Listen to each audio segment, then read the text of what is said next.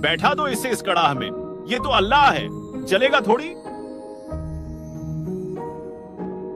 इसकी कोई जरूरत नहीं है, मैं अपने आप ही इसमें प्रवेश कर जाऊंगा। दिल्ली के बादशाह सिकंदर लोदी के जलन के रोग को ठीक करने के बाद बादशाह सिकंदर लोदी कबीर साहिब को काशी से दिल्ली ले आता है। वहीं कबीर साहिब जी ने जनता के सामने एक दरिया में बहते हुए जा रहे मुर्दे को तथा सिकंदर लोदी के पीर शेख तकी की मृत बेटी को कब्र से निकलवा कर जीवित कर अल्लाह होने का प्रमाण दिया। कबीर साहिब की महिमा दिन ब दिन बढ़ती जा रही थी, लेकिन यह सब शेख तकी के लिए घाव पर नमक छिड़कने के समान था। सिकंदर लोदी ने कबीर साहिब को अल्लाह स्वीकार कर उनसे उपदेश ले लिया था, जो कि शेख तकी को बहुत चुभ रहा था कि अब उसकी महिमा खत्म हो गई है। शेख तकी ने सिकंदर लोदी से बोलना बंद कर दिया और कबीर साहिब जी को नीचा दिखाने के लिए प्रयत्न करने लगा।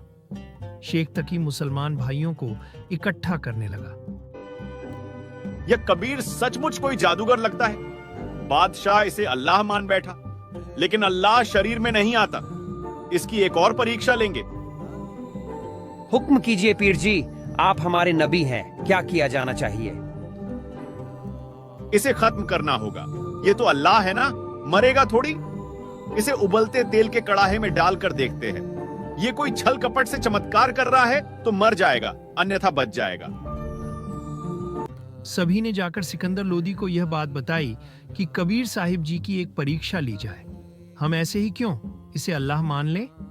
सिकंदर लोदी को चिंता हुई कि शेख तकी के इशारों पर पूरा मुसलमान समुदाय नाचता है। सिकंदर लोदी अपने पीर शेख तकी के पास गया।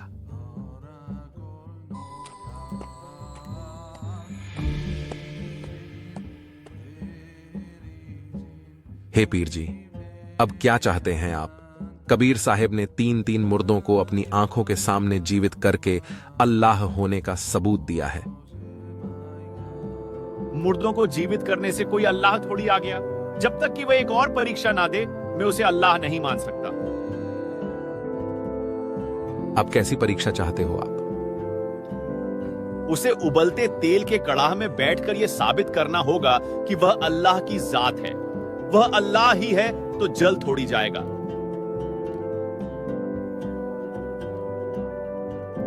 सोच लो, ऐसे में तो कोई भी मुसलमान उसे अल्लाह नहीं मानने वाला। जब तक मुसलमान भाई उसे अल्लाह नहीं मान लेते, तब तक तेरी गद्दी खतरे में ही रहेगी। ऐसा मत कीजिए पीर जी, हम जरूर कबीर जी से इसके बारे में बात करेंगे। सिकंदर लोदी धर्म संकट में फंस गया। मायूस होकर अपने कक्ष में बैठा था। क्या हुआ बादशाह, अब क्यों परेशान बैठे हो? शायद आपके पीर जी अभी भी आपसे नाराज हैं। हे अल्लाह, आप तो जानी जान है। सिकंदर ने पूरी बात बता दी और अपनी मजबूरी जाहिर की। हे मालिक, पीर जी को कैसे मनाया जा सकता है, यह तो आप ही जाने। बादशाह, आपके पीर जी की समस्या बन गया हूं मैं, क्योंकि मैं हिंदुओं और मुसलमानों में सामंजस्य स्थापित करना चाहता हूं, जबकि उसका काम मात्र नफरत फैलाना है। लेकिन चिंता की कोई बात नहीं है। आप अपने पीर जी को बोल देना कि मैं इस शर्त के लिए तैयार हूं और अपने इस कार्यक्रम की तैयारी करें। सिकंदर लोदी ने कबीर साहिब की बात पर विश्वास किया और राहत की सांस ली। पीर जी, कबीर साहिब जी आपकी परीक्षा देने के लिए तैयार है। आप अपने कार्यक्रम की तैयारी कीजिए। अब आएगी सच्चाई सामने। शेख तकी ने पूरे नगर के सभी मुसलमानों और आम व्यक्तियों को यह संदेशा भिजवा दिया और अगले दिन सभी को इकट्ठा होने के लिए बोल दिया। अगले दिन सभी एक मैदान में इकट्ठा हुए और शेख तकी के आदेश से एक सेवक एक बड़े कड़ाही में तेल उबालने लगा और सभी कबीर साहिब की लीला का इंतजार कर रहे थे। कबीर साहिब और सिकंदर लोदी सारी जनता के बीच उस मैदान में कड़ाही के पास पहुंचे। तेल बहुत गर्म होने के कारण भयंकर रूप से उबल रहा था। बैठा दो इसे इस कड़ाह में, ये तो अल्लाह है, जलेगा थोड़ी। इसकी कोई जरूरत नहीं है, मैं अपने आप ही इसमें प्रवेश कर जाऊंगा। कबीर साहिब वहां से उड़कर तेल की कढ़ाई में प्रवेश कर गए और आराम से उसमें बैठ गए। सभी लोग हैरान थे कि कबीर साहिब जी को कुछ हुआ ही नहीं। शेख तकी को और भयंकर जलन हुई। ये सचमुच जादू जंतर जानता है। यह तेल जैसे दिखाई दे रहा है वैसा गर्म नहीं है। इसने तेल की तासीर ठंडी कर दी है। यह बस उबलता हुआ दिखाई ही दे रहा है।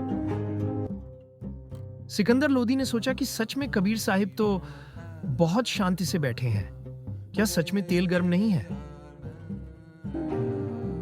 देखे, मैं देखता हूं कि यह गर्म है या नहीं। बादशाह, इस नादान शेख तकी की बातों में मत आना। इस तेल के तपन का कोई अंदाजा नहीं है। इसमें अंगुली डालते ही आपकी अंगुली नहीं रह पाएगी। सिकंदर लोदी को विश्वास नहीं हुआ और सोचा कि कबीर साहिब जी भी तो हैं। इसमें तो मेरी अंगुली को क्यों आंच आएगी? कबीर साहिब के मना करने पर भी उसने अपनी अंगुली तेल की कड़ाही में डाल दी।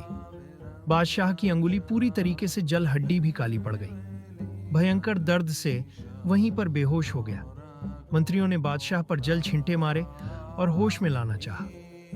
बादशाह को होश तो आया, लेकिन दर्द से करहर कर फिर बेहोश हो गया। कबीर जी आराम से बाहर आ गए, लेकिन बादशाह दर्द के मारे बेहोश पड़ा था। कबीर साहिब जी ने बादशाह की अंगुली पकड़कर अंगुली को वैसा ही पूरा कर दिया। बादशाह को होश आ गया। लोगों ने कबीर साहिब जी के जयकारे लगाए और कई लोगों ने उनसे सद्भक्ति ग्रहण की।